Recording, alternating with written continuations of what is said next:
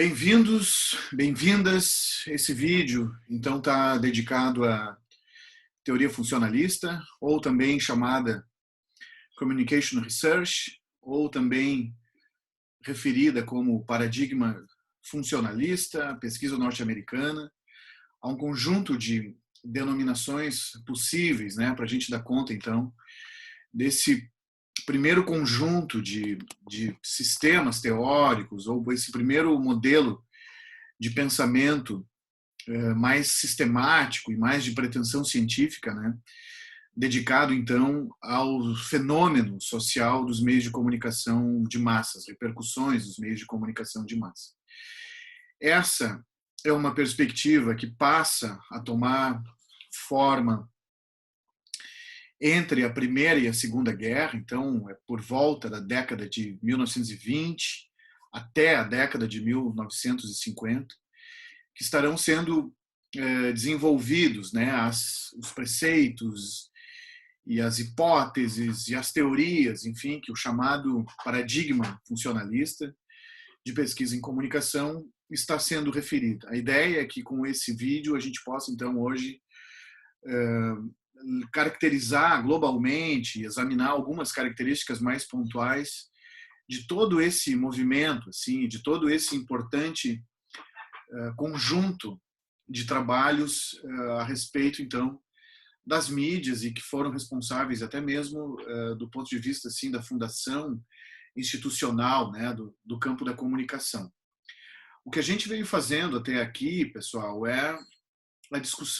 foi a discussão epistemológica da área. Então, gastamos nos vídeos anteriores, nos 3 vídeos anteriores, muita da nossa atenção, assim, fazendo o reconhecimento do terreno e das características epistemológicas do campo, né, da sua cientificidade, a questão do objeto da comunicação, a questão da interdisciplinaridade. Então, esses temas todos foram temas recorrentes para nós, com esse objetivo, com essa intenção de que, assim fazendo, tivéssemos uma espécie de reconhecimento do terreno, né, para, pouco a pouco, colocarmos, então, as teorias da comunicação de modo mais pontual e também examinando se há cada uma delas um pouco mais por dentro, na sua lógica interna. É o que a gente passa a fazer hoje aqui com a perspectiva funcionalista.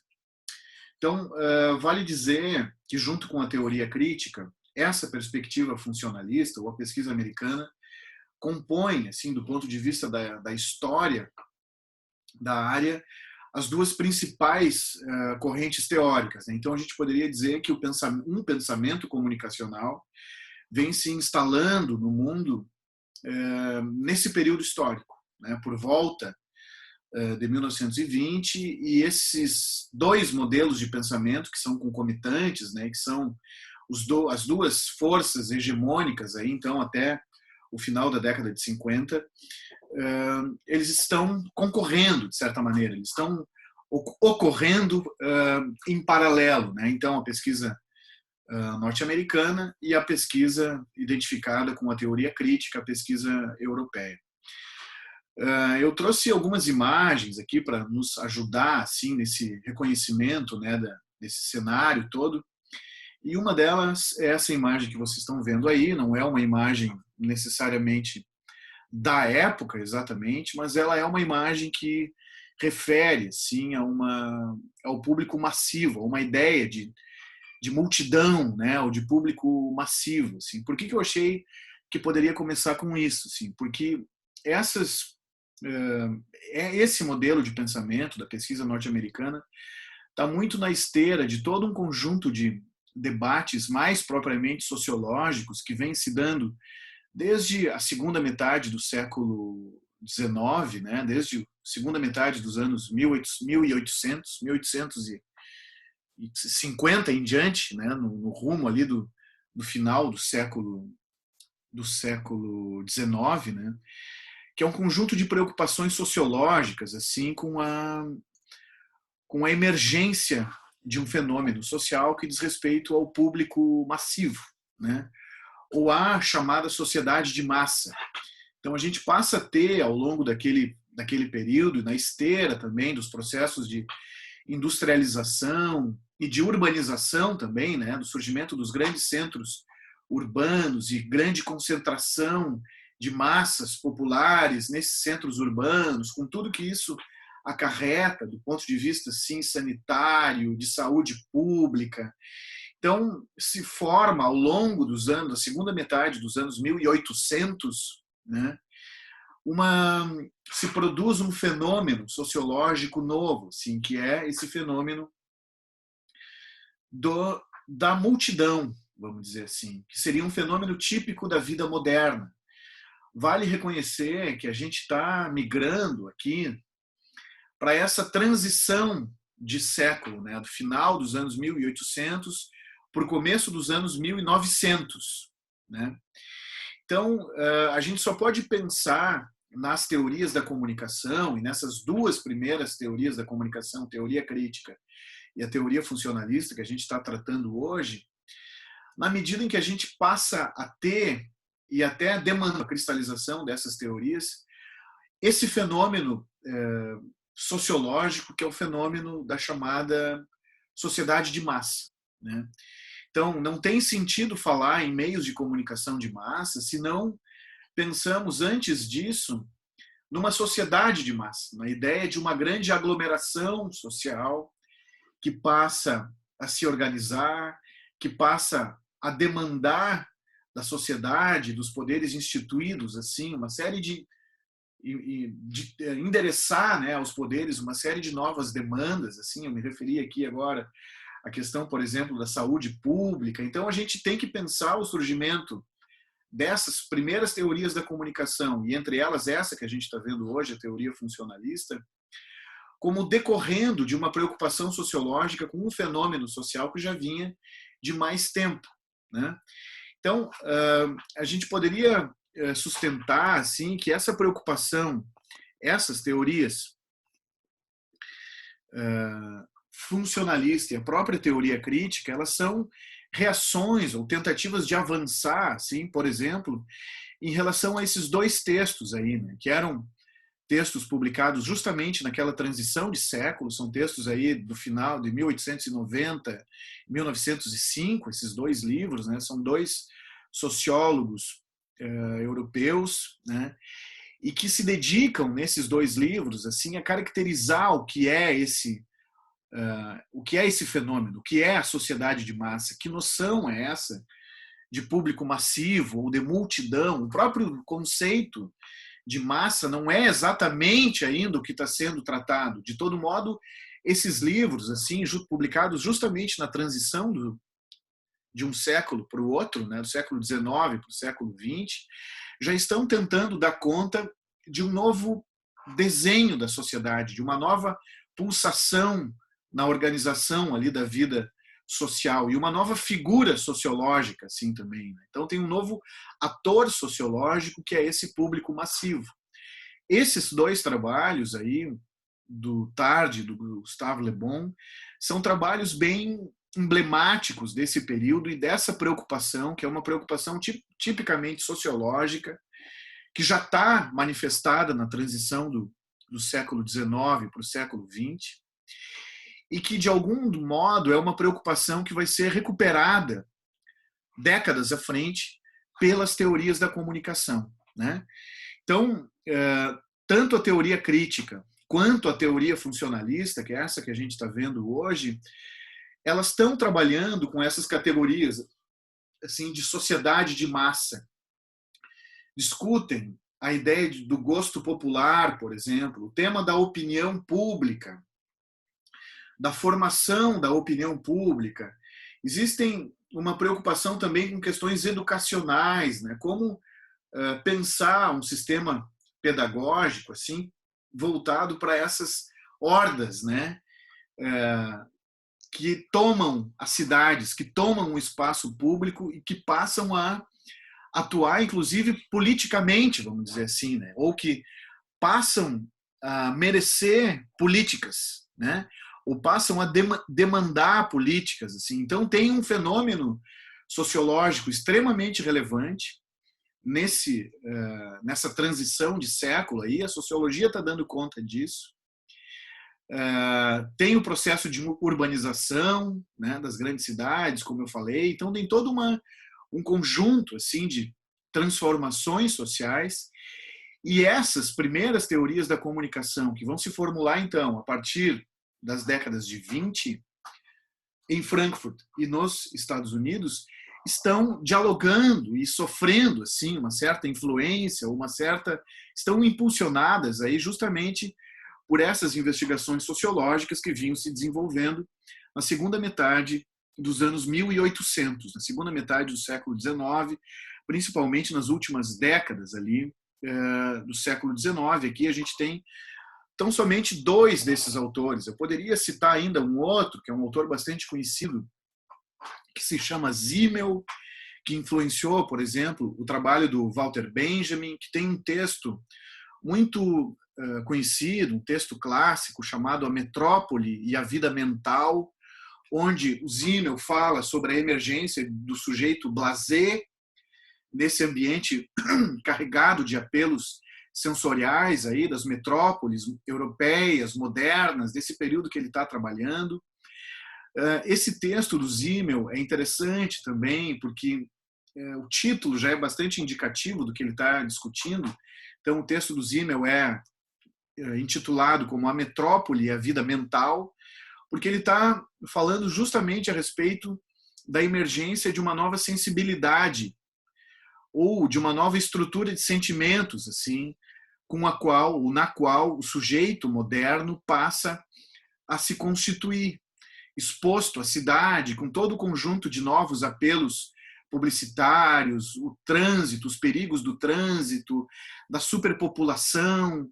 Então tem todo um conjunto de apelos sensoriais, ou tem toda uma ambientação sensorial que passa a ser oferecida para esse sujeito, habitante da vida moderna, e essa ambientação acaba produzindo nesse sujeito um tipo de sensibilidade.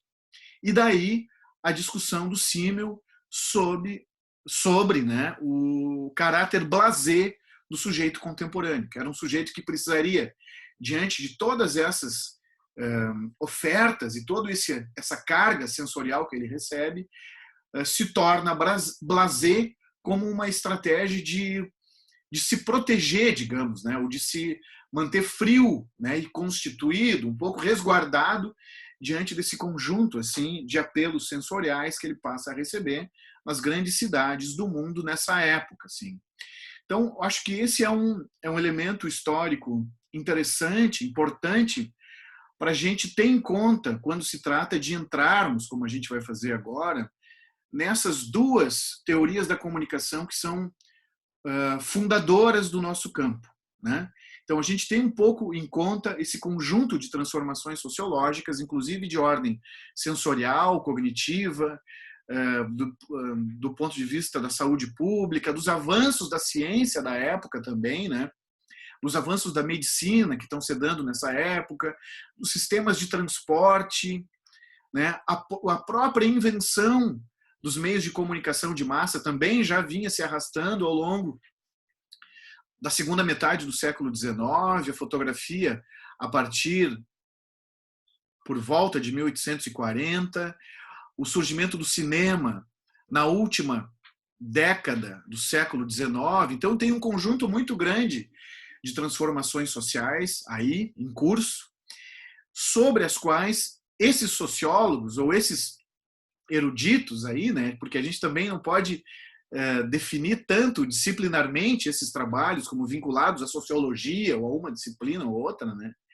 Mas enfim, como esses pesquisadores, esses filósofos, esses sociólogos aí estão se voltando para esses problemas que sentem como relevantes aí nesse período histórico.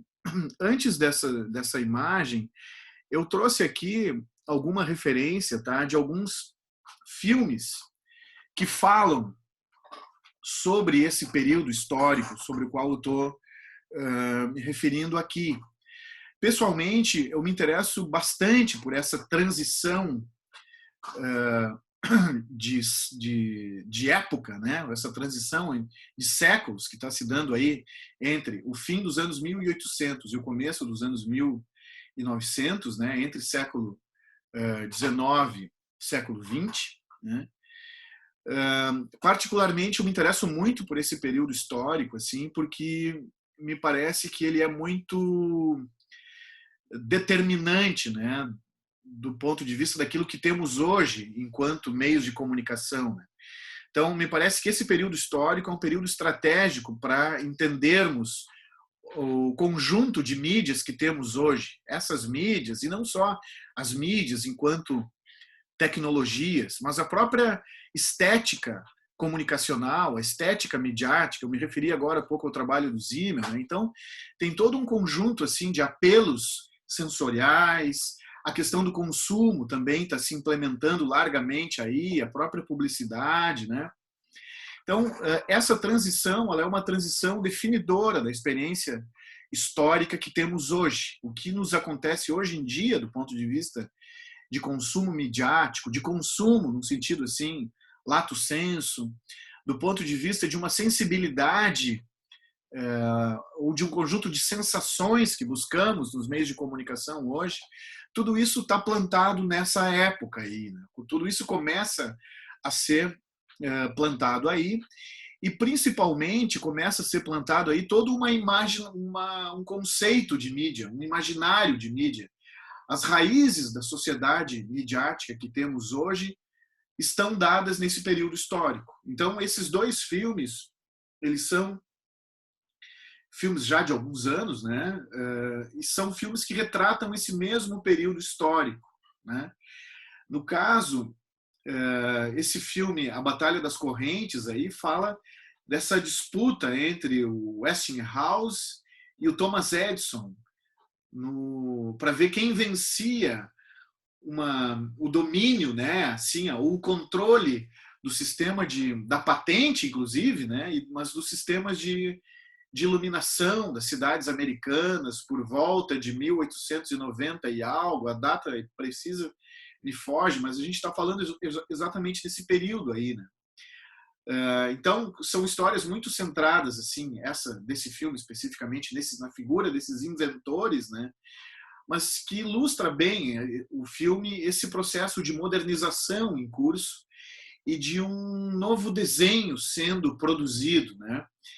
Que envolve justamente, então, as condições, né, materiais para a emergência de uma sociedade midiática ou moderna, né? Ou midiática no sentido que a gente entende hoje. O outro filme também, O Grande Truque, é muito interessante, tem uma participação especial do David Bowie vivendo o papel do Nikola Tesla, que é um inventor que também está metido nesse cenário. E, aliás, o Tesla é um personagem histórico importantíssimo para a área da comunicação, no entanto, muito pouco estudado ainda, né? Eu ainda não vi até hoje um bom estudo sobre a importância, um estudo arqueológico, a gente poderia dizer, sobre a importância do Tesla.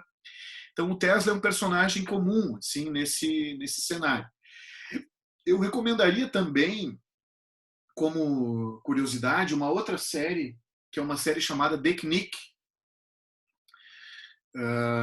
que eu não me recordo agora se é uma série da HBO, talvez seja, não me recordo, mas é uma série muito boa também, que se passa em Nova York em 1901, focada num personagem que é um médico que trabalha num hospital e que em torno desse hospital e do que se passa ali, a gente passa a ter um retrato também desse período, sobretudo no que diz respeito à história da medicina, né? Das primeiras cirurgias, né?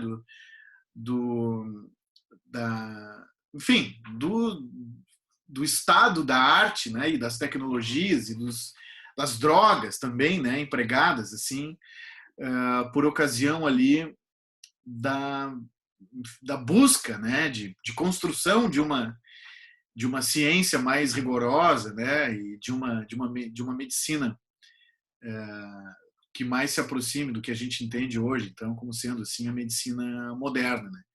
Então é uma referência interessante também, The Knick, né? Pode ajudar bastante a ter um pouco uma imagem do que é esse período histórico aí tão importante e que deixa marcas igualmente importantes para a gente entender o que vai se produzir em termos de pensamento comunicacional a partir da década de 20, sobretudo a partir das décadas de 30, 40 e 50, e mais especificamente nisso que toca agora às pesquisas norte-americanas, ou a chamada teoria paradigma funcionalista, ou teoria funcionalista, como a gente vai referir. Eu trouxe também, ainda com essa intenção de fazer pontuar algumas informações históricas, né? Vale mencionar também esse episódio aí envolvendo o Orson Welles, que é um ator, diretor de cinema, mágico, né? O Orson Welles era uma figura múltipla, sim, mas o Orson Welles, em 38, faz uma adaptação radiofônica, né, de um livro de um escritor de ficção científica, que é o H.G. Wells. O livro é A Guerra dos Mundos. O Orson Welles resolve fazer uma adaptação desse livro para um programa de rádio, para o rádio, né, em 1938. Essa adaptação vai sendo levada ao ar como se fosse um acontecimento jornalístico que estaria sendo reportado, então, ao longo da programação de um dia, né? O livro esse do Wells fala sobre a invasão da Terra por marcianos, e o Orson Welles encena essa novela de ficção, mas dentro de um formato jornalístico no rádio, né? Então, o que se diz é que esse programa foi um marco de forma trágica, assim, um trágico marco, porque teria deflagrado nos Estados Unidos ondas de pânico e de suicídio, inclusive, porque o Wells não havia dimensionado a potência do rádio no sentido de alcance, né, e de produção de um efeito no público e de tocar, de certa forma, na audiência, assim, com muita contundência e quase no sentido de estimulá-los, né, a esse desfecho aí terrível, né, que o programa teve na época. Há muita controvérsia sobre esse programa. Alguns dizem que também não foi tanto assim o impacto do programa na época. De todo modo, ele serviu, no mínimo, para chamar a atenção para o gênio e para o talento do Orson Welles, que era um jovem na época, tinha cerca de 20 anos, 20 e poucos anos. E também essa ocorrência entrou um pouco assim, é uma ocorrência meio emblemática, meio mítica na história da comunicação, e que serve para a gente falar também o quanto o impacto dos meios era algo ainda não sabido na época, né? E de que não se reconhecia ainda bem, né, qual era o real poder dos meios de comunicação de massa, qual era a sua real capacidade de afetar o comportamento dos públicos, né, de determinar esse comportamento dos públicos, né? Então, esse programa aí, a adaptação para o rádio da Guerra dos Mundos por parte do Orson Welles é bastante relevante, porque, de certa forma, justifica a necessidade de que pesquisas fossem feitas sobre os meios de comunicação de massa. Pesquisas mais sistemáticas, mais rigorosas, mais capazes de colher depoimentos, colher evidências empíricas dos públicos, mapear o comportamento real dos públicos, tentar entendê-los com base em dados estatísticos que pudessem ser tabulados e tudo mais, né? O programa teve a repercussão que teve. No dia seguinte, os jornais estampavam a notícia sobre o triste resultado dessa brincadeira, vamos dizer assim, do Orson Welles. Isso trouxe notoriedade para o Welles. Esses 2 livros foram livros publicados alguns anos atrás também, por um grupo de pesquisadores de Santa Catarina, do campo do rádio, né? E que são livros que reúnem, então, além de diversos artigos sobre esse caso em específico, reúnem também um deles um DVD, um CD com a gravação do programa e não é a gravação do programa original, não é a gravação do programa original, embora essa gravação original se possa encontrar, dá para achar facilmente no Google, mas esse livro traz um CD com uma adaptação para o português, uma reencenação do que foi a Guerra dos Mundos, como foi ao ar no rádio em 1938 para o português, e também é uma experiência interessante, assim, para a gente ir reconhecendo um pouco o campo da comunicação enquanto um campo de problemas e as teorias que vão sendo produzidas para dar conta, sim, desses problemas atinentes aí aos meios de comunicação de massa. Então aqui a gente tem uma imagem, né, da sessão de gravação, ali com os braços abertos, assim, tá o próprio Orson Welles, né? Aqui a gente tem 2 livros bem clássicos, né, do que é essa perspectiva aí, então chamada de Communication Research, ou pesquisa norte-americana.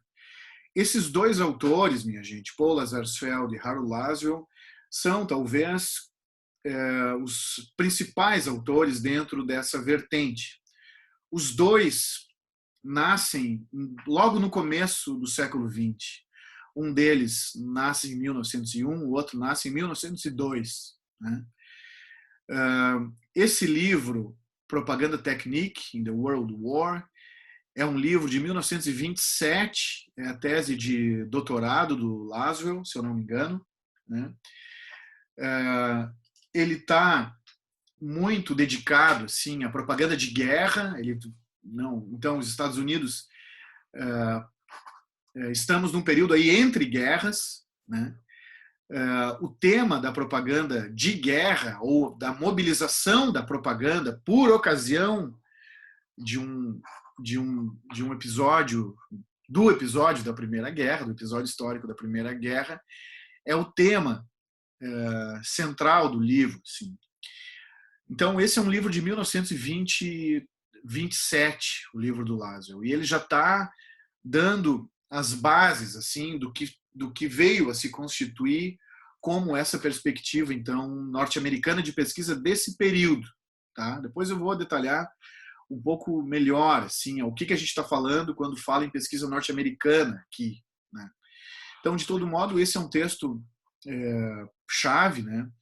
O outro texto do Hélio Katz e do Paul Lazarsfeld é um texto mais antigo, da metade da década de 40, 45, se eu não me engano. De todo modo, são trabalhos muito importantes, são marcos muito importantes dentro dessa perspectiva. Vale dizer que esses autores, os 2 autores, o Paul Lazarsfeld e o Laswell, exatamente, não são autores que estão, a princípio, assim, pensando em construir um campo da comunicação. A gente já mencionou isso, né, em encontros anteriores. Assim. Essas primeiras abordagens teóricas que estão surgindo aí, a própria teoria crítica na Europa também, com a teoria crítica acontece algo parecido, com isso que está acontecendo aqui com os americanos, eles não se veem como pesquisadores de comunicação, de um campo próprio a ser construído, né? Mas eles estão produzindo suas pesquisas como parte dos seus interesses pelo entendimento da sociedade, de fenômenos que são fenômenos sociológicos, como a opinião pública, por exemplo, né? Ou como a produção histórica e a constituição histórica disso que passa a ser chamado aí, num sentido novo, de sociedade de massa. Não mais como multidão, naquele sentido antigo, assim, né? Mas que passa a ser chamado, então, como sociedade de massa. essa noção de público massivo já havia aparecido um pouco atrás na obra de um filósofo espanhol chamado Ortega y Gasset. Então, Ortega y Gasset também está caminhando, né, junto com aqueles outros autores, o Gustave Le Bon, né, que a gente mencionou anteriormente, para dar elementos assim para essa constituição. O Tarde e o Gustave Le Bon para dar elementos aí para uma sociologia da sociedade de massa, ou uma sociologia da comunicação de massa, né? Então, o que a gente está tendo aqui nesse período e para eles, né, é justamente o desenvolvimento de questões sociológicas, tem discussões que são muito próprias assim do campo da sociologia justamente, né? Ou seja, não tem ainda, esses caras não têm em mente uma outra disciplina que não seja justamente a sociologia. Então, esses são dois trabalhos bem importantes, né? Aqui a gente tem uma foto do próprio Laswell, né? E aqui a gente tem o Laswell, se eu não me engano, com um aparelho de telégrafo, né? Alguma mídia nesse sentido, alguma coisa assim, né? Por quê? Porque o telégrafo é a mídia de referência nesse período, né? Logo naquela transição de século que a gente mencionou ali, no começo dos anos 1900, né? Então, o rádio e o telégrafo são as mídias de referência, né? Então, o telégrafo é importante, sim, porque vai dar elementos para a constituição de um modelo da teoria, dessas primeiras teorias da comunicação, que é um modelo bastante conhecido, que a gente vai ver logo em seguida aqui, né? Que pensa a comunicação dentro de uma estrutura, assim, quase como se fosse um circuito mesmo, de eletrônico, né? Então, não é à toa também que esses pesquisadores nessa época aqui, entre eles há engenheiros, matemáticos, né? Então, são pessoas que vêm também do campo da engenharia da comunicação, né? E que estão pensando as mídias um pouco nessa chave, assim, uma chave tecnológica, por um lado, porque eles estão um pouco tentando formular uma reflexão teórica a partir de um conhecimento, de uma atenção para esses dispositivos, então, nascentes, né? E se tecnológica, vamos dizer assim, é tecnocrata também, né?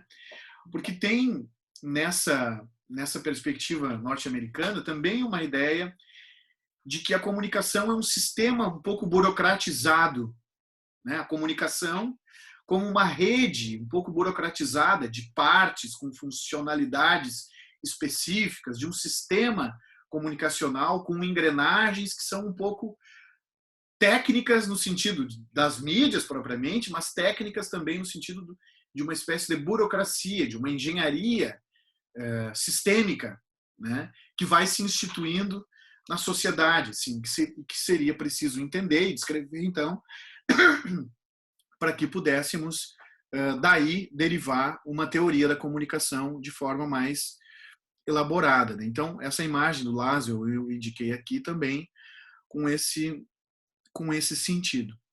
Vale mencionar, pessoal, que eu estou tomando como referência aqui, então, um artigo chamado A Pesquisa Norte-Americana, tá? Que é esse, extraído desse livro aí, né? Que está aqui. Esse é um texto de bem didático, bom, que se presta bem para esse momento em que estamos agora, né? Bastante abrangente assim sobre a escola, de autoria então desse professor Carlos Alberto Araújo, da Federal de Minas Gerais. E a gente está trabalhando também, além desse texto hoje, com um texto bem clássico do período, que é um texto chamado A Estrutura e a Função da Comunicação na Sociedade. Esse é o título do artigo, de autoria do próprio Laswell, que vocês viram aí. Eu poderia dizer também que o próprio Lazarsfeld, que foi citado um outro livro dele ali anteriormente, também tem um artigo, muito clássico, chamado Gosto Popular, Ação Social Organizada, Comunicação de Massa, Gosto Popular e Ação Social Organizada, que está nesse livro aqui, que eu já mencionei no primeiro dia de aula. Então, essa coletânea é chamada Comunicação e Indústria Cultural, do Gabriel Kohn. Só para citar 2 dos artigos, um dos quais a gente está trabalhando hoje, além do texto de apresentação da teoria. Esse outro aí do professor Laswell, escrito conjuntamente com o Robert Merton, que é outro autor da época também, cujo título é Comunicação de Massa, Gosto Popular e Ação Social Organizada, como 2 artigos bem representativos dessa perspectiva histórica. Tá? Uma outra coisa que vale a gente ter cuidado aí para tratar dessa teoria é prestar atenção quanto aos termos que vão sendo utilizados, né? Se fala, às vezes, em Communication Research, eu traduzi aqui como pesquisa norte-americana.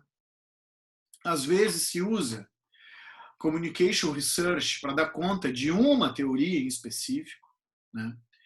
Às vezes se fala também no paradigma funcionalista, como se fosse alguma coisa mais abrangente. Às vezes se fala na teoria funcionalista. Então tem variações aí terminológicas para referir todos esses termos são possíveis e são usados para referir a esse mesmo conjunto de trabalhos, né? Às vezes, o termo teoria funcionalista é usado para referir especificamente a uma teoria, que é essa que a gente vai ver aqui,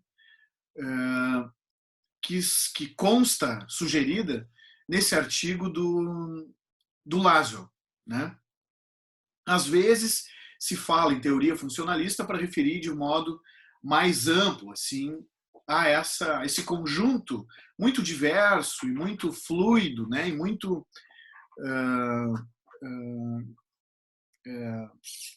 como é que eu vou dizer? Muito diverso, muito fluido e muito importante, muito influente de trabalhos para o nosso campo. Então, para a gente fazer um acordo aqui agora, para a gente seguir adiante com isso, eu gostaria de me referir à pesquisa norte-americana, assim, de modo bem genérico, tá? Para referir, então, a um grande paradigma aberto, de certa forma vago, né? Mas todo um conjunto de trabalhos que tem características comuns e que esse conjunto vai se desenvolver, então, entre década de 20 e 50, nos Estados Unidos, a partir da sociologia, a partir de um tipo de sociologia, né? E que vai, aos poucos, jogar luz, né? Em diversas questões aí atinentes aos meios de comunicação de massa.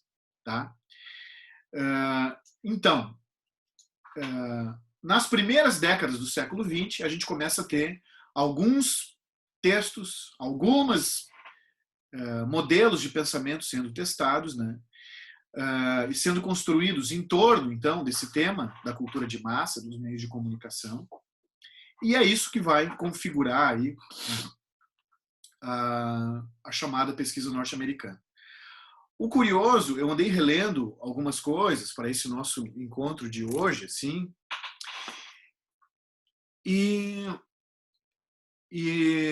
encontrei demarcações interessantes. Tem autores que falam que, a rigor, só poderíamos falar com precisão no termo comunicação a partir da década de 40. Porque mesmo entre esses autores que a gente está trazendo à tona agora, é como se até a década de 40 eles não tivessem ainda falando em comunicação no sentido que a gente usa hoje, né? Mas que eles estivessem muito mais preocupados com o tema da propaganda, né?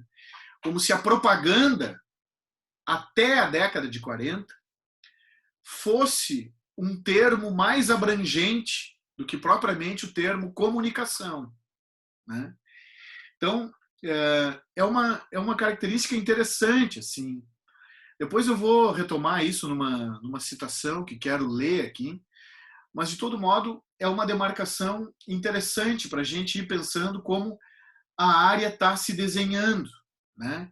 Então, é como se aí, ou seja, isso fosse uma evidência de que esses autores não estão preocupados assim com uma nova disciplina. Eles estão preocupados com um problema novo e que, na época, eles estão, então, batizando esse problema de os problemas da propaganda,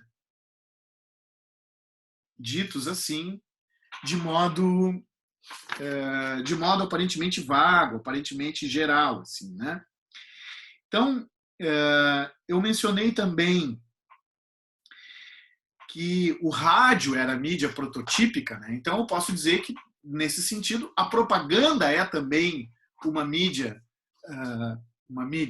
um fenômeno emblemático, né? Ou atrator, assim, principal, né? O atrator principal aí desse período.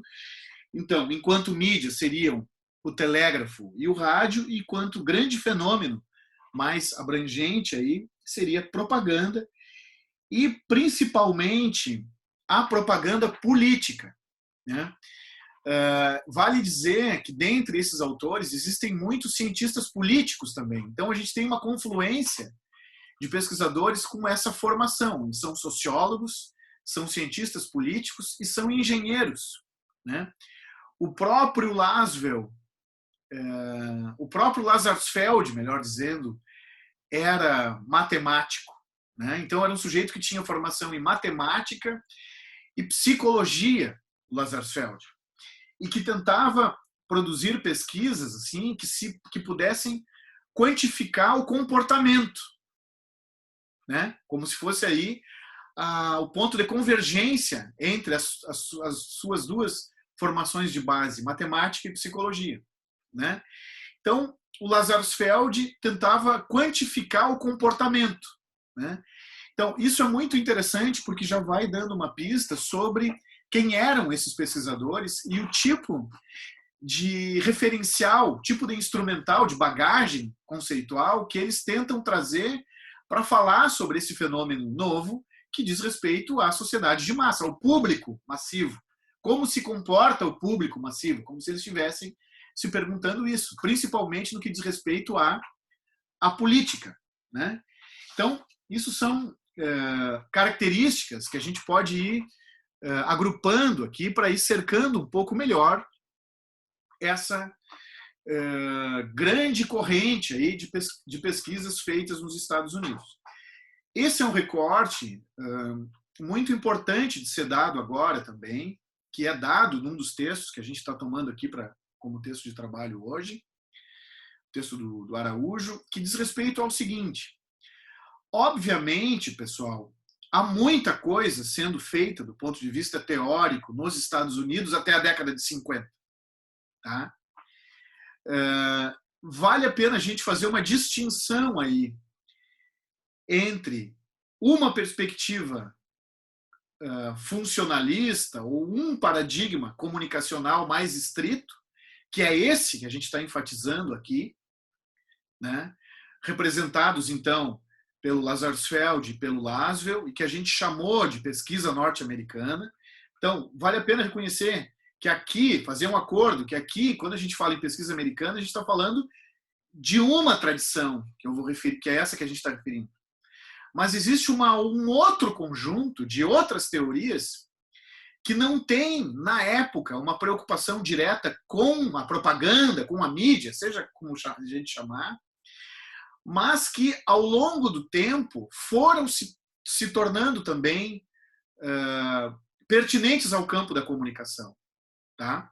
Então, eu listei aqui, o autor, o Araújo, lista uma série de perspectivas que também são americanas, também são da mesma época, mas que só são reconhecidas como pertinentes ao estudo das mídias a partir dos anos 90. muito mais por um gesto de sistematização a posteriori, né, feita pelos escritores de manual, pelos teorógrafos, para a gente usar aquele termo do Luiz Martino, né? Então, esse conjunto de teorias aí, elas estão sendo escritas na época, nos Estados Unidos, mas elas não têm, na época em que estão sendo feitas, um comprometimento tão direto, tão declarado com os meios de comunicação de massa. E a pertinência dessas teorias aos livros de teorias da comunicação só é construída a posteriori. Então, é nesse sentido que a gente poderia fazer um recorte aqui para tratarmos como pesquisa norte-americana tão somente esse paradigma funcionalista, informacional, que a gente vai referir agora, que é representado por Laswell e por Lazarsfeld. E deixar esses autores correrem um pouco por fora, né? Correrem um pouco marginalmente. É um termo que o Araújo usa no texto de apresentação que ele faz, né? Então, assim, é como se a gente estivesse pedindo uma licença aqui para não tratar essas correntes das teorias da comunicação como sendo pesquisa norte-americana, embora elas sejam, e embora sejam também da década de 50. Tá? Então, é mais um efeito de organização do material, né? De organização dessas escolas para efeitos didáticos, para efeitos de dispor na mesa, sim, ou num currículo, né, num programa de trabalho, como a gente está fazendo aqui. Então, assim, além dessa sociologia estrita, que a gente vai recuperar agora, a gente poderia mencionar também como outras escolas pertinentes às teorias da comunicação, ou à nossa área, embora essa pertinência só tenha sido conquistada e produzida a posteriori, depois da década de 60, essas 4 vertentes de pensamento aí, a sociologia urbana, a chamada Escola de Chicago, do Robert Park. A cidade de Chicago é uma cidade também muito em evidência nesse período aí, né? As pesquisas dos autores que a gente vai focar mesmo hoje também foram desenvolvidas em torno da Escola de Chicago, né? Os autores tiveram formação, né, na chamada Escola de Chicago, mas de todo modo há uma perspectiva mais estrita, sim, e que é uma perspectiva também que serve muito para o campo da sociologia, né? Então, o trabalho do Park é um trabalho, sim, ainda muito sociológico, de uma sociologia da cidade. Ele vai trabalhar muito com a questão dos guetos urbanos, do que ele chama de zonas morais, né? Então, tem uma apropriação feita pelo Park do método etnográfico, né? Ele também serve muito para o jornalismo, para o campo do jornalismo também. Então, tem todo um conjunto de investigações sobre a cidade, né? O tema da migração, né? dos bairros étnicos, das zonas marcadas etnicamente ou pelo crime, né? Então, estudos desse tipo assim foram que são muito interessantes, desenvolvidos pelo Robert Park dentro da chamada Escola de Chicago, e que são trabalhos que se foram se mostrando ao longo do tempo pertinentes também aos estudos de comunicação, embora não tivessem desde sempre, né, orientados já por esse compromisso. A mesma coisa a semiótica peirciana.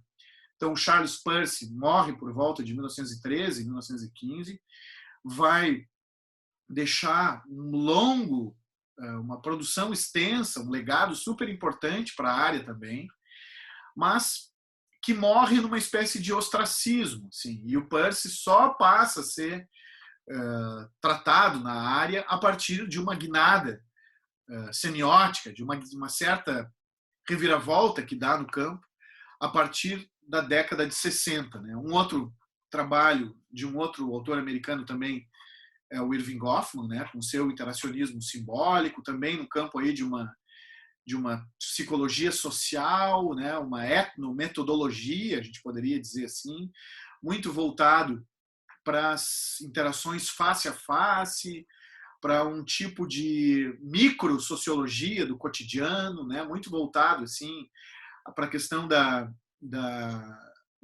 um livro clássico do Goffman sobre a representação do eu na vida cotidiana. Como é que eu negocio a minha imagem pública no espaço da cidade, dentro de um ônibus, perante um estranho numa rua, num bar, num ambiente de trânsito, né, público, assim, como é que os sujeitos colocam em cena e tiram de cena e apresentam a si mesmos, assim, nesse espaço público. O Irving Goffman está fundando, então, uma espécie de microsociologia, né? Então, o trabalho dele é mais na largada, mais diretamente pertinente ao campo da sociologia ou da psicologia social, mas que com o tempo, na medida em que os estudos de comunicação foram amadurecendo, foram incorporando também o trabalho do Irving Goffman, né?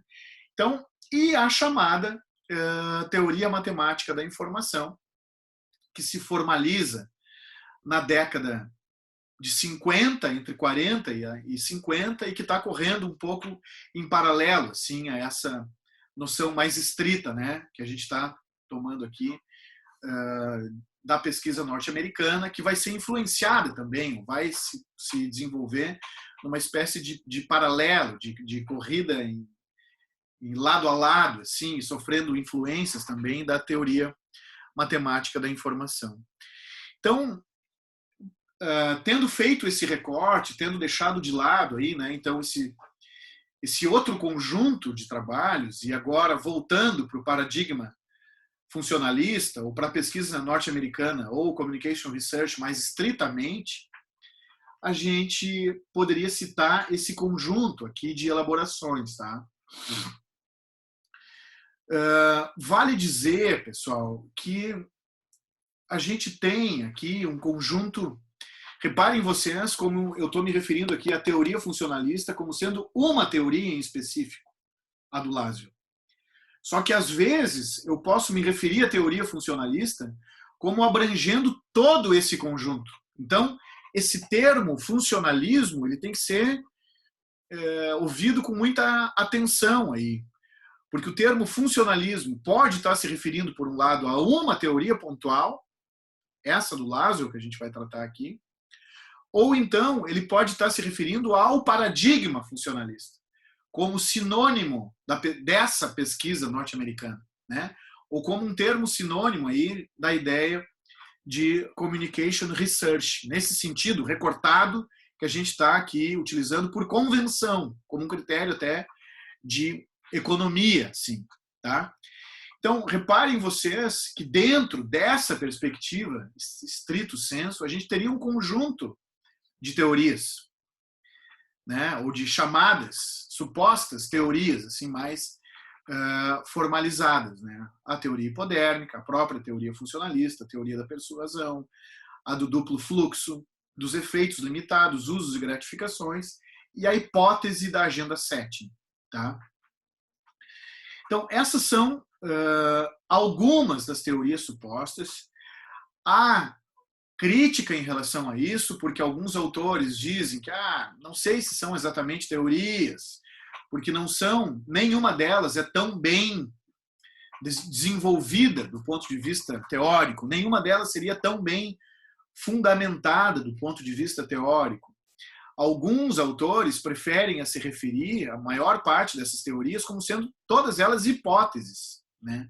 Mais do que teorias no sentido do seu acabamento formal, da sua constituição argumentativa, né, da sua lógica, da sua coesão interna, sim, mais do que isso. Alguns autores entendem que são hipóteses, são teorias meio que tentativas, né? Mas, de todo modo, a gente pode se referir, tendo essa cautela, se referir a elas como teorias, assim, como teorias, né? Mas teorias de um médio alcance, assim, não grandes teorias com T maiúsculo, mas teorias que têm aí um médio alcance. E essas teorias todas têm algumas características. É por isso que a gente está falando delas como constituindo um único grupo, né? A primeira característica é isso que a gente viu agora há pouco. Assim, elas não se caracterizam pela sua densidade teórica e muito mais pela sua preocupação empírica, pelo seu caráter empiricista. A gente viu também, mencionando esses autores, que eles são autores que vêm do campo da matemática, que vêm do campo da engenharia, que vêm do campo de uma sociologia positivista, que vêm do campo de uma ciência empírica, né? Que estão orientados assim por pesquisa quantitativa, melhor dizendo, né? As abordagens metodológicas, em grande parte, são abordagens de quantificação do comportamento do público, da opinião.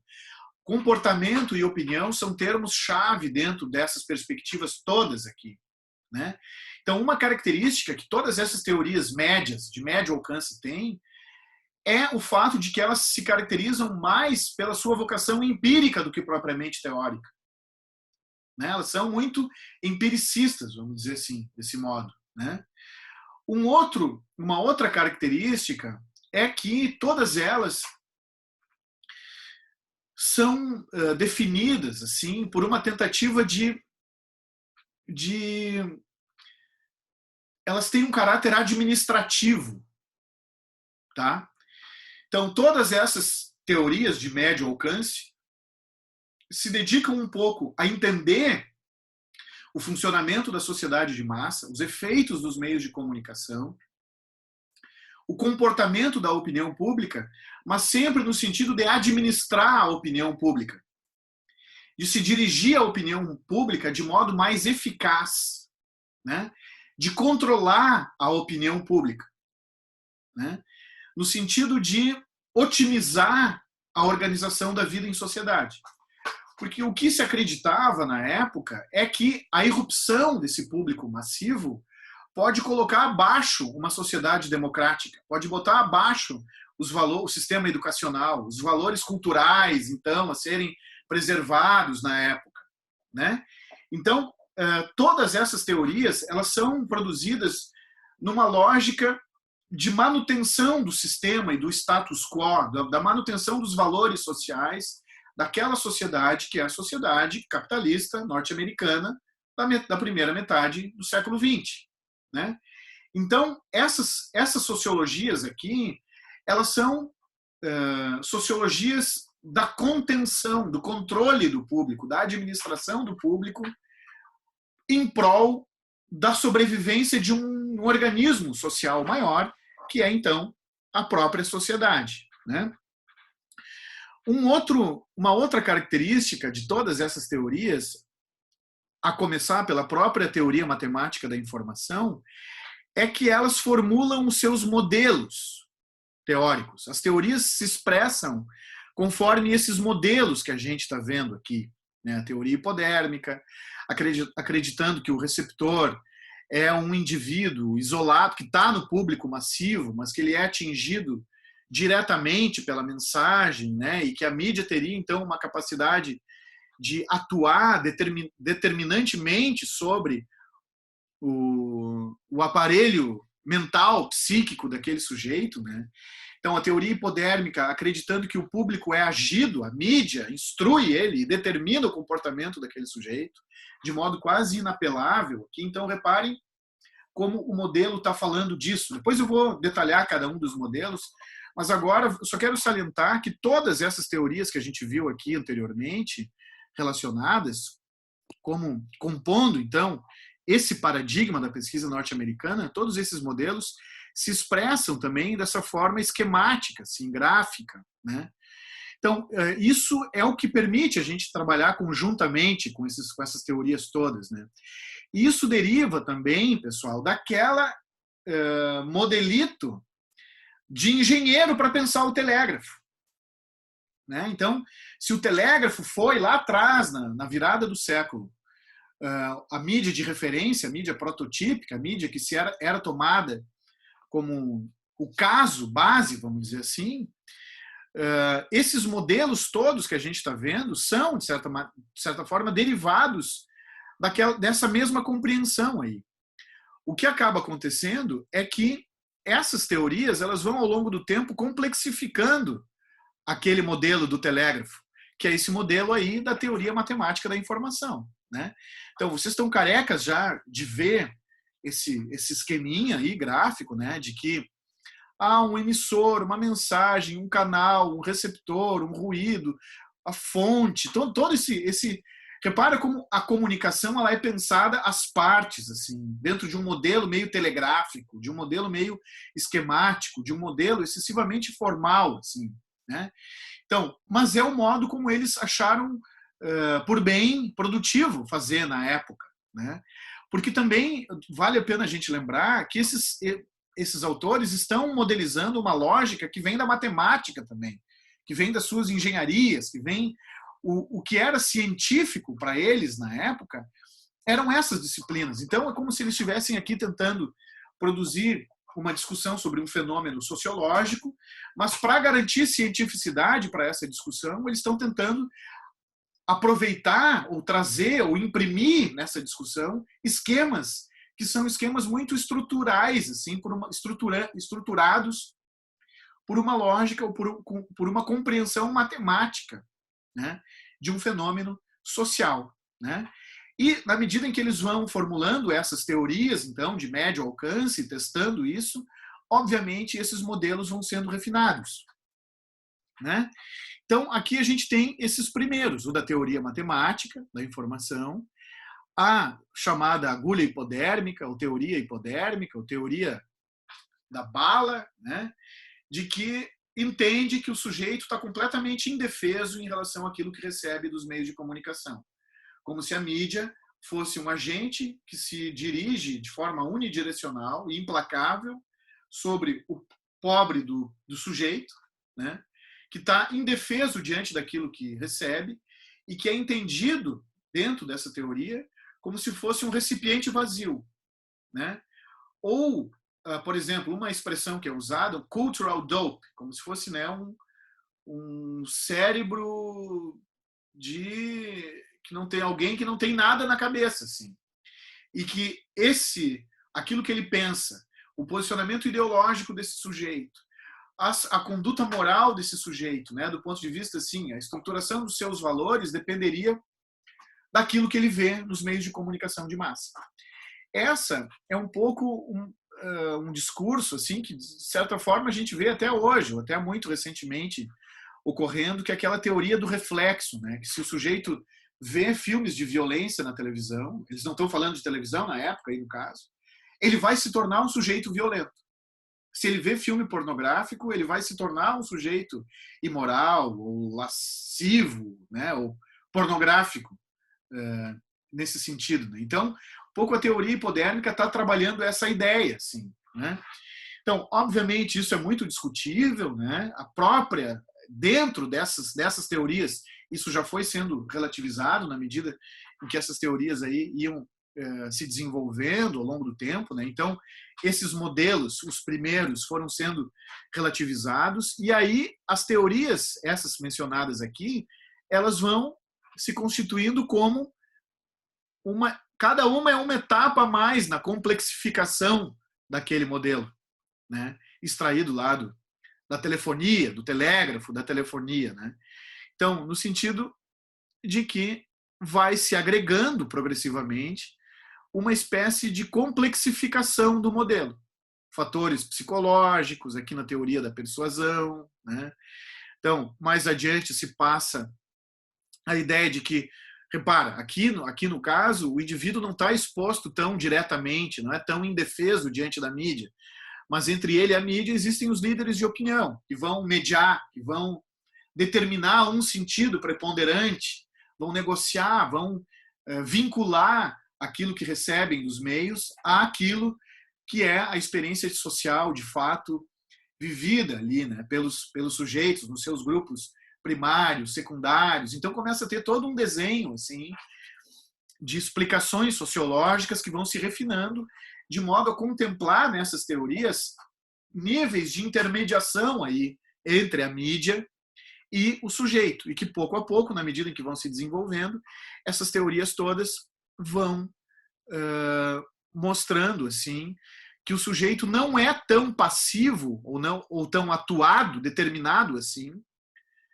pelos meios de comunicação, como a primeira teoria hipodérmica supôs, ou como se supunha, né, por ocasião da primeira teoria hipodérmica. Um desses modelos, que é o modelo que a gente vai focar mais aqui hoje, né, porque é o do nosso texto de trabalho, é justamente esse modelo da teoria funcionalista do Laswell dentro do chamado paradigma também funcionalista.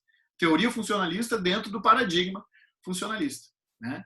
Então, logo no começo do artigo, a gente já tem uma menção, né, do artigo, esse do Laswell, no caso, uma menção ao seu modelo, né, que basicamente é esse que vocês estão vendo aí, né, que fala quem diz o quê, para quem, em que canal, com que efeitos, né?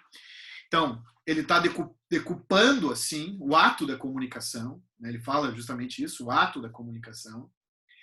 Ele comenta que para cada uma dessas perguntas se desenvolveria uma área de estudos, né? Então são essas que a gente tem ali, a análise de controle, quem está interessado por essa pergunta, análise de conteúdo, está interessado por essa, diz o que está sendo dito, vamos tabular isso, esse discurso, né?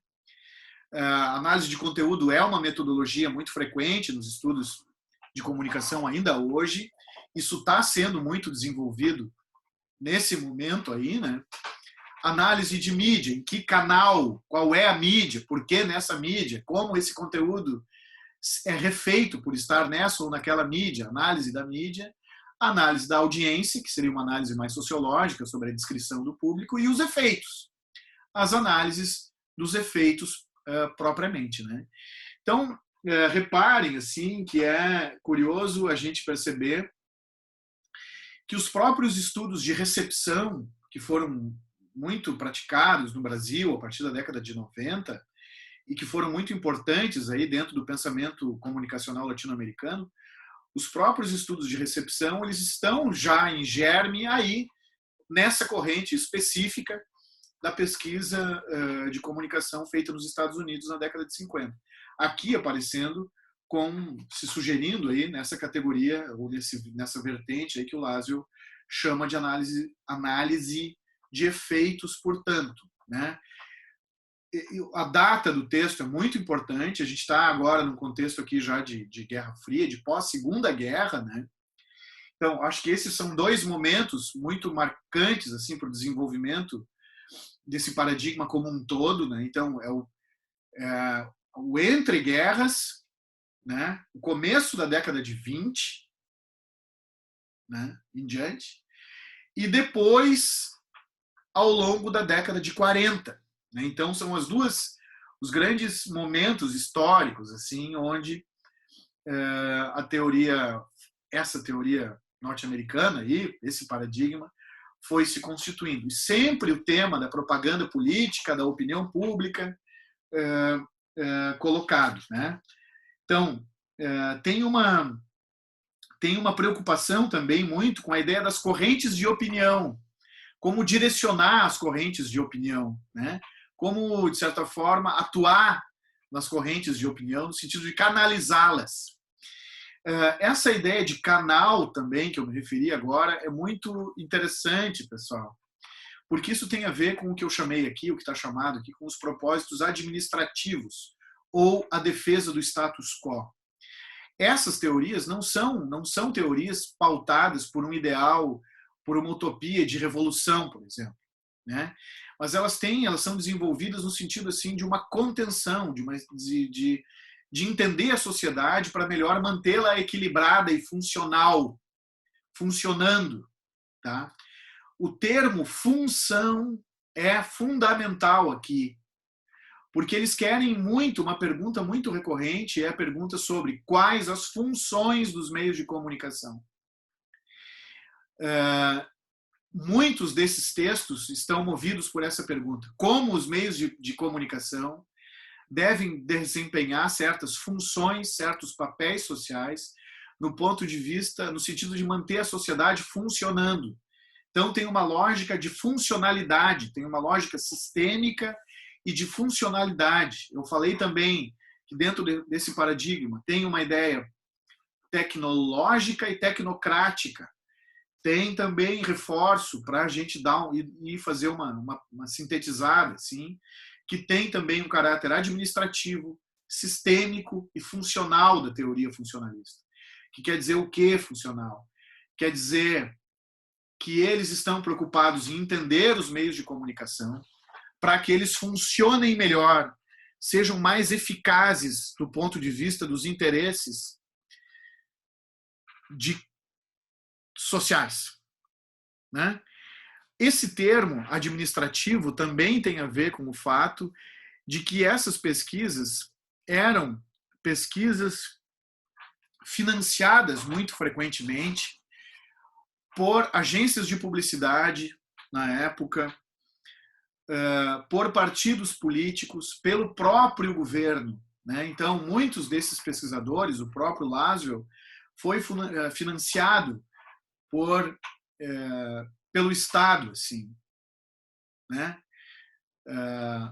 Fazia pesquisas para o Exército, né? No sentido de desenvolver planos de comunicação eficazes desse ponto de vista dos interesses sociais, supostamente, dos interesses políticos, assim, de certos poderes instituídos e responsáveis pela manutenção da organização da sociedade, né?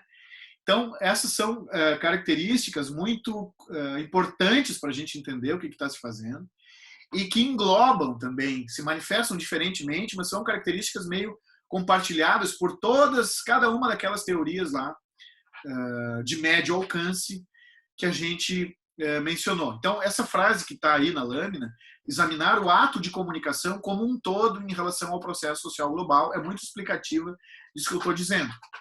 E outra coisa são as equivalências biológicas. Esse texto que a gente trabalhou fala em captação de estímulos, elo de cadeias nervosas, comunicação como rede de órgãos perceptivos capazes de codificar e decodificar impulsos e estímulos. Fala em impulsos, condutibilidade máxima e mínima, né? Então, repara como esses termos todos aqui são termos estímulos. A funcionalidade de um organismo. Esses termos estão aqui colocados não é à toa, porque a biologia é também para eles, assim como a matemática, uma ciência rigorosa. E é um padrão de rigor científico que eles vão buscar na biologia. Então, o fato de que eles usem essas metáforas biológicas aí, a própria ideia de função, ela é uma metáfora biológica. O conceito de função, qual é a função de um órgão, né? Então, o conceito de função num organismo, né? Essa noção de função é muito biológica também. Então, não é à toa que ela está servindo aqui, que essa categoria de função vem para a linha de frente de todo esse conjunto de teorias, a ponto de servir como uma grande síntese teórica, um grande emblema teórico capaz de nomear esse conjunto aí de formulações, né? Então, bom, é isso que eu estou dizendo aqui, as equivalências biológicas, estruturas de atenção, já mencionei tudo, esse viés técnico, estrutural, administrativo, valores, né? Então, adequar, gerir esse bom funcionamento desse organismo, que é o organismo social. Então, essas coisas estão no texto esse que a gente está trabalhando do Laswell e são representativas da escola como um todo, né? Também, e aqui a discussão que ele faz sobre as funções dos meios de comunicação de massa, né?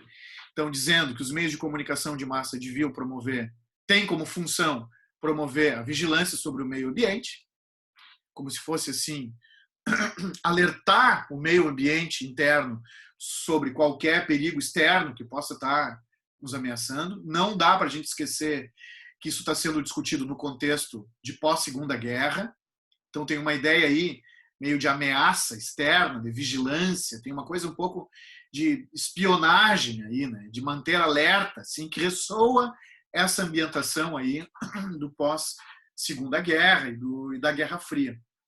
Outra coisa, a correlação das partes da sociedade, né? Mais uma vez, como se a sociedade fosse um conjunto de organismos, o Estado, a família, a religião, o trabalho, e a comunicação fosse esse sistema, né? Quase como se fosse um sistema sanguíneo aí, capaz de articular e manter em correlação as partes ou os distintos organismos da sociedade. E, além disso, a comunicação, entendida como esse grande fluxo sistêmico que se espraia pela sociedade. Eu acho que a ideia de um sistema circulatório é uma metáfora biológica interessante, bastante representativa assim, disso, do tipo de entendimento que essa vertente funcionalista tem, né? Então, uma outra função dessa rede é a ideia da transmissão da herança social junto com a família e com a escola, se eu não me engano. Então, a comunicação teria um sentido né, que seria esse aí.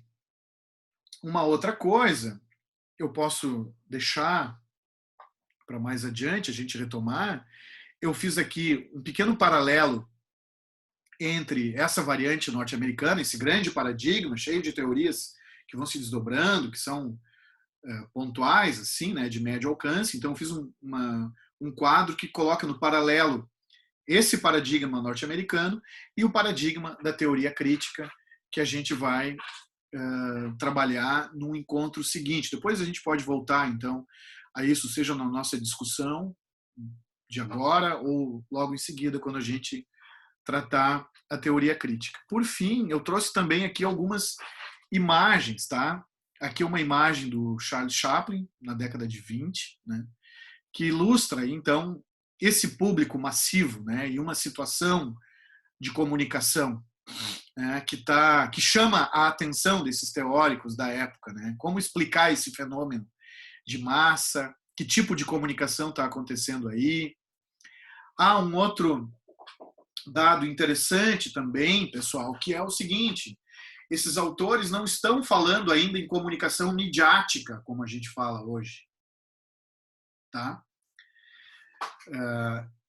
Até a década de 40, eles falam sobre a propaganda como grande mídia, embora pudessem estar também pesquisando sobre rádio, e o telégrafo tenha funcionado já como um insumo importante, né? Uma descoberta impulsionadora, assim, mas de toda forma é a propaganda, né, que eles estão focando mais. Mas eles não estão falando em comunicação midiática, eles falam em comunicação humana, né, ou em comunicação social. E aí a propaganda sendo a grande referência ou a construção aí teórica que eles acabam adotando para dar conta desse tema chamado assim a comunicação humana ou a comunicação social. Então, esse fenômeno das massas irrompendo nas cidades, assim, dos grandes comunicadores, né, do tipo de comunicação aí de um para muitos, né, de aqui no caso uma comunicação face a face, né, de copresença. Então, é isso que está chamando a atenção desses autores na época. Eu trouxe umas outras imagens aqui. Isso aqui é de um comício do Hitler, no final da década de 30, né? No processo da ascensão ao poder da implementação e desfecho, ascensão e queda do Hitler, implementação e início e fim da Segunda Guerra, né? E aqui, ou seja, que também é uma imagem representativa, assim como aquela anterior, de uma novidade na sociedade, né? De uma prática social assim nova e que aí chama a atenção para o seu aspecto comunicacional, ou discursivo, ou espetacular, e político também, né? Comunicacional político, né? Há mais aqui e menos aqui, que tem a questão do entretenimento, né? E também uma outra imagem já da década de 60, uma manifestação sobre liberdade de expressão também nos Estados Unidos, né? E aqui a gente tem um fenômeno massivo igual, mas definido por uma certa horizontalidade. Se aqui eu tenho verticalidade, né? Aqui e aqui eu tenho verticalidade, né? Alguém falando de cima para baixo para um público massivo. Aqui eu tenho um redesenho desse processo e uma certa organização mais horizontal, assim.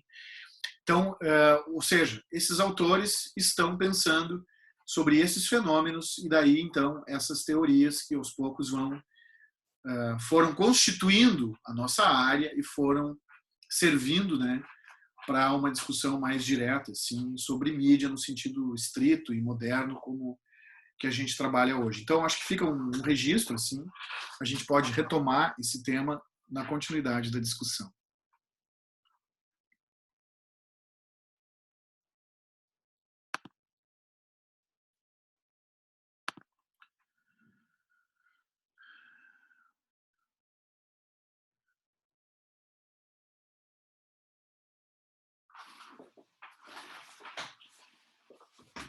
Finalizar a reunião é sair da reunião, que eu dou é finalizar a reunião, sair. Né? É.